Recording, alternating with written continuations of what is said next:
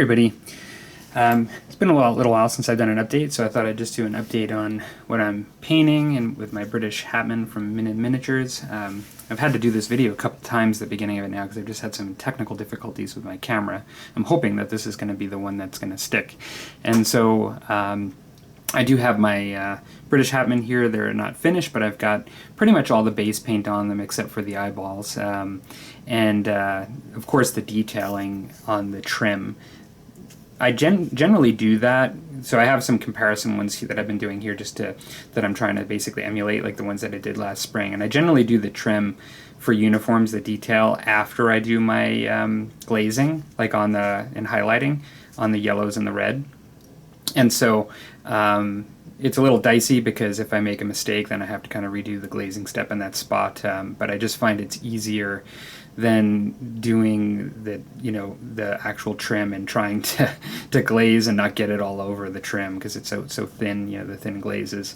And so yeah, that's kind of where I'm at the moment. I'm hoping to make some headway on these within the next bit, hopefully over this weekend. I'll actually have a lot of them done, if not finished. That would be wishful thinking, but I might be able to, who knows. And yeah, so there has been, these guys have a lot of gear on them, on the back in particular. I'm just going to actually zoom in here for a second. I'll just show the ones that, so here they're sort of, actually here are the completed ones next to these guys here.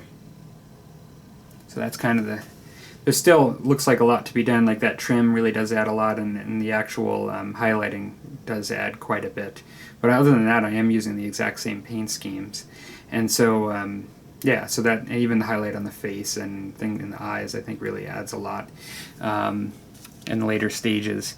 But there is actually a lot of gear on these guys, and so I've been kind of painting away at all of that stuff. And I actually have, I placed an order with Cran Miniatures. Some of you may have seen that French-Indian War video I did not too long ago as an update. And on the Cran Miniature website, they now have, and I'll throw a little picture up, but they have where you can order the French Canadian Marines, or I should say the French Marines in Canadian dress, because they actually have Marines you can get if you're interested in 7 Years' War, continental warfare, but the European continent, but they actually have the Canadian dress specific ones, and you can get the NCO as well as the group of them. And so I have actually placed an order for some of those, and for some personality figures, both on the British and the French side on their website. I've ordered it, so I actually have more leaders for sharp practice, which is great because you need the big men in that game, to lead your squads. And so quite excited about that, to get those. And I still have a lot to paint before I paint those, though. I still have French to do and things. But no, I know those Marines were commissioned, and they are supposedly going to be, I interacted with Graham and over at Cran, and I think that he'll be looking at doing some Native Americans next, which will be really great because for these style of miniatures, that'll be the first time that non-sort of European forces have been done, like actually having indigenous Native American forces. And so I've been discussing that a little bit and really excited about that. And I'm really happy to throw some support Graham's way in getting some of these ones that he's commissioning. And so it'll take me a little while to get to them, but because I have some others ahead of them, but I'm quite excited to see them up close. And to have, that's one of the things that I've always struggled with this miniature line, is that as much as it's been my favorite line from these sculptors, I don't have the skirmishing units as much. I have mostly the more regimental units. And so now that Graham's commissioning these kinds of skirmishing units, it's really great to be able to use for French-Indian wargaming. Speaking of which, French-Indian wargaming, we talked about it a little bit on the Musty Wargamers recently, but on the Studio Tomahawk Facebook page, they've been throwing up the photos of them doing some of the Musket and Tomahawk gaming with, and I believe the intention is that they've got new miniatures up, and that there's like they've said to many people that there's another release coming, a new edition.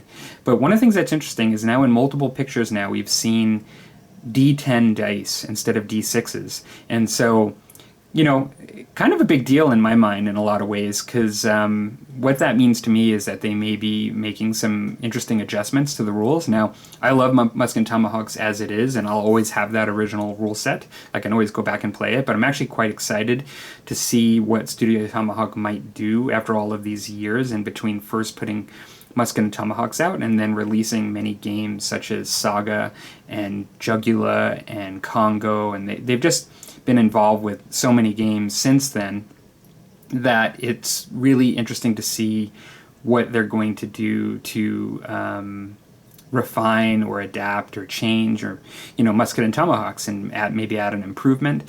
And so when I see the D10 die, I think of more options, as far as more of a spread in your kind of attributes and combat characteristics and potentially use of modifiers. Musket Tomahawk does use a fair bit of modifiers in the game, particularly in the morale table. It'll be really interesting to just see how all of that combines now with a D10 die instead of D6.